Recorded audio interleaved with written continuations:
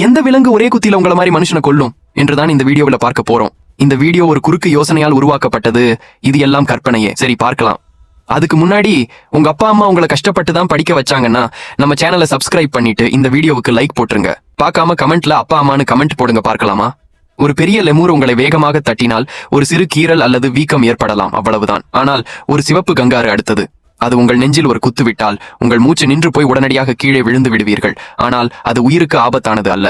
இப்போ ஒரு சிம்பன்சி சரியாக ஒரு குத்து விட்டால் அது உங்கள் தாடையை உடைத்து பற்களை சிதறடித்து ஒரு சுவிட்சை போட்டது போல உங்கள் உணர்வை நிறுத்திவிடும். உங்கள் நெற்றி பொட்டில் விழும் ஒரு குத்து உங்களை கொல்லக்கூடும்.